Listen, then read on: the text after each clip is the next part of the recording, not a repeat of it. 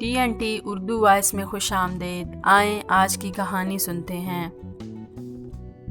چھٹی کے دن الگ قسم کی مصروفیات ہوتی ہیں۔ سب سے پہلے تو دن شروع ہوتا ہے دیر سے اور بے شمار کام ایسے منتظر ہوتے ہیں جیسے کوئی قرض خواہ دروازے پر منتظر کھڑا ہو۔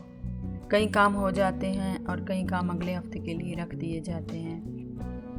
عامر نے بھی چائے پیتے ہوئے آج دن کے لیے کتنے کام کرنے کا ارادہ کیا اور کئی کو اگلی چھٹی کے لیے محفوظ کیا۔ بابا مجھے بیٹ چاہیے، میچ کے لیے پریکٹس کرنی ہے، یہ حارث کی آواز تھی۔ بابا مجھے سمندر ضرور دیکھنے جانا ہے، چاہے کچھ بھی ہو جائے، یہ ارم کی آواز تھی۔ بابا مجھے ضروری شاپنگ کرنی ہے، اسکول میں پارٹی ہے، یہ صدف کی آواز تھی۔ عامر نے جیسے ہی چائے کا آخری گھونٹ لے کر کپ ٹیبل پر رکھا، ریحانہ ساڑی کا پلو سیدھا کرتے ہوئے یوں وارد ہوئی جیسے ٹرین چھوٹ جانے میں کچھ ہی منٹ رہ گئے ہوں۔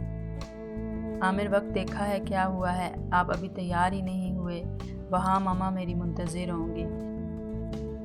میں نے ان سے کہا تھا میں 12 سے پہلے آ جاؤں گی، مجھے ان کے ساتھ کہیں جانا ہے اور اب دیکھو تو 12 یہی ہونے والے ہیں۔ عامر نے ریحانہ کے چہرے کی طرف دیکھتے ہوئے بہت خاموشی سے گاڑی کی چابی اٹھائی اور والٹ ٹیبل سے لے لیا اور بغیر کہے باہر جا کر گاڑی میں بیٹھ گیا۔ بچوں چلو، بابا گاڑی میں بیٹھ چکے ہیں، جلدی کرو۔ ریحانہ بیٹی کے ساتھ چلتے ہوئے بڑبڑائی، تمہارے بابا بھی عجیب آدمی ہیں، پہلے سکون سے بیٹھے رہتے ہیں اور پھر ایک دم سے ہی کھڑے ہو جاتے ہیں۔ عامر نے خاموشی سے گاڑی ایک میڈیکل سٹور کے سامنے کھڑی کی اور سٹور کے اندر چلا گیا۔ تھوڑی ہی دیر کے بعد ایک پیکٹ لے کر باہر آیا اور گاڑی میں بیٹھ کر گاڑی سٹارٹ کر دی۔ بابا آپ کہاں چلے گئے تھے؟ ہم لوگ پہلے ہی لیٹ ہو گئے ہیں۔ مجھے اپنی سہیلی کے گھر بھی کچھ دیر کے لیے جانا تھا، کچھ ہوم ورک لینا ہے، ارم نے احتجاج کیا۔ یہ کیا ہے؟ ریحانہ نے پیکٹ کی طرف دیکھتے ہوئے پوچھا۔ میڈیکل سٹور میں جیولری تو ملتی نہیں ہے جو یوں دلچسپی سے دیکھ رہی ہو، کچھ دوائیں ہیں۔ ہاں میں جانتی ہوں کہ میڈیکل سٹور میں دوائیں ملتی ہیں، پر یہ اس وقت ہی کیوں اور کس لیے، جبکہ بچے اپنے اپنے کاموں کے لیے شور مچا رہے ہیں اور میں نے بھی ماما سے وعدہ کیا تھا کہ میں وقت پر پہنچ جاؤں گی۔ یہ دوائیں اماں کے لیے ہیں، دیکھا نہیں تھا کتنی کمزور ہو رہی ہیں اور کتنا زیادہ کھانس رہی تھی۔ پر بابا دادی کے لیے دوائیں پھر لے لیتے، پہلے ہم اپنا کام کر لیتے، صدف نے دبے لہجے میں کہا۔ تمہاری دادی بیمار ہیں اور انہیں یہ دوائیں چاہیے، یہ تم جانتی ہو، عامر نے شیشے میں دیکھتے ہوئے کہا۔ حارث نے بیزاری سے شیشے سے باہر دیکھنا شروع کر دیا۔ اگر یہ ضروری تھا تو گھر سے پہلے نکلتے، آخر بچوں کے بھی کچھ کام ہوتے ہیں۔ ریحانہ نے تھوڑا برا سا منہ بناتے ہوئے کہا۔ عامر نے تھوڑے ہی فاصلے پر جا کر ایک چھوٹے سے گھر کے سامنے گاڑی روک لی اور گاڑی سے اترتے ہوئے کہا، تم میں سے کوئی آئے گا دادی کو سلام کرنے؟ بابا آپ جائیں، ہم لوگ پہلے ہی لیٹ ہو چکے ہیں، ارم نے بے نیازی سے کہا۔ ابھی وہ چند ہی قدم آگے گیا تھا کہ ریحانہ دروازہ کھول کر اتری۔ ٹھہرے، میں آ رہی ہوں۔ ماما پلیز جلدی آ جائیے گا، بابا کو بس ایسے ہی دیر کرنی ہوتی ہے، حارث نے ماما کو جاتے ہوئے دیکھ کر خفگی سے کہا۔ اماں یہ دوائیں ہیں آپ کی، عامر کی آواز پیار سے میٹھی ہو رہی تھی۔ اور ہاں میں نے اس میں کھانے کے اوقات ڈبے میں لکھ کر رکھ دیے ہیں، پڑھ کر احتیاط سے کھا لیجیے گا۔ میں ذرا جلدی میں ہوں، پھر آؤں گا۔ چلتے چلتے پھر زور دے کر کہا، اماں کھانے سے پہلے اچھی طرح پڑھ لیجیے گا۔ اماں نے آنسو ضبط کر کے مسکرا کر جاتے ہوئے بیٹے کو ہاتھ ہلا کر خدا حافظ کہا۔ قیمتی سوٹ میں ان کے بیٹے کی خوبصورتی کو 4 چاند لگ گئے تھے۔ یہ ان کا قابل فخر بیٹا تھا جسے اس نے اپنے لہو سے ہی نہیں بنایا بلکہ اپنے جسم سے پسینہ نچوڑ کر انتہائی محنت سے معاشرے میں ایک اونچا مرتبہ دیا اور ایک الگ پہچان بنائی۔ آج وہ اپنے بیوی اور بچوں کی نگہداشت بہت خوبی سے کر رہا تھا۔ بچے اچھے اسکول میں پڑھ رہے تھے، وہ خود کو اچھا شوہر اور باپ ثابت کرنے کے لیے اکثر 5 اسٹار ہوٹل میں کھانا کھلانے لے جاتا۔ کھانے کے بعد 500 کا نوٹ ٹپ کے طور پر ضرور رکھتا تاکہ اس سے بچے خوش ہوں، بیوی فخر کر سکے کہ اس کا شوہر کتنا امیر ہے۔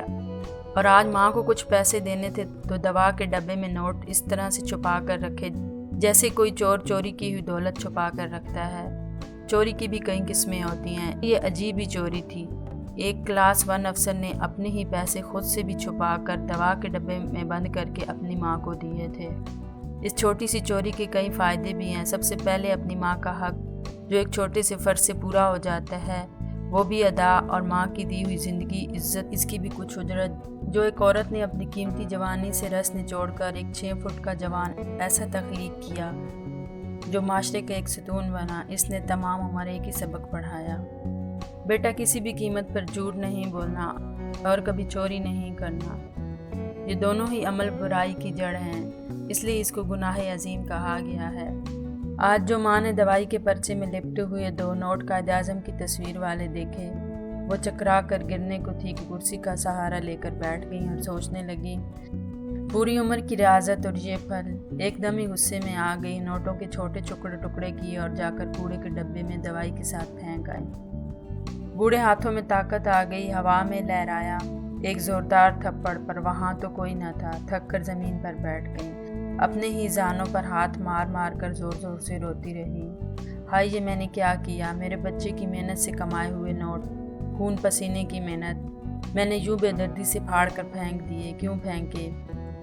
میرے بیٹے نے ایسا کیا برا کیا؟ یہ چوری تو نہیں تھی، اس نے چوری نہیں کی، اس کے اپنے پیسے تھے، چھپا کر دیے تو کیا ہوا؟ ایک محبت کا اظہار ہی تو تھا۔ اگر یہ چوری بھی ہے تو اس نے میرے لیے، اپنی ماں کے لیے کی۔ بچپن میں بھی تو وہ اکثر میرے پرس میں ٹافیز چھپا کر رکھ دیا کرتا تھا۔ آج وہ بڑا ہو گیا ہے تو کیا ہے، تو میرا وہی بیٹا۔ پھر مجھے غصہ کیوں آیا؟ کیا اب وہ میرا بیٹا نہیں رہا؟ اماں بہت دیر روئیں، اور جب آنسوؤں نے بہہ کر اماں کا کلیجہ ٹھنڈا کر دیا تو خیالوں ہی خیالوں میں بیٹے کی بلائیں لیں اور دل سے معاف کر دیا۔ جھریوں بھرے کمزور ہاتھ اٹھے اور دعا دی: میرے بیٹے، تم سلامت رہو، اللہ تم کو اتنا دے کہ تم بے خوف ہو کر دل کھول کر پیسہ خرچ کرو، تمہاری بیوی اور بچے خوش ہوں، فخر کریں، تمہاری عادات کو اپنائیں، تمہاری بیوی تمہیں دل سے پسند کرے کہ تم کتنے اچھے ہو، اسے ڈرے ڈرے رہتے ہو۔ پر اس چھوٹے ذہن کی لڑکی کو کیا معلوم کہ جس طرح لالچی آدمی کو قابو میں رکھنے کے لیے دولت کی کھنک ضروری ہوتی ہے، بالکل اسی طرح بے وقوف لڑکی کو خوش رکھنے کے لیے مصنوعی ڈر، بالکل ایسے جیسے بچوں کے ساتھ کھیلتے ہوئے ڈر ڈر کر چھپنے سے بچے خوش ہوتے ہیں۔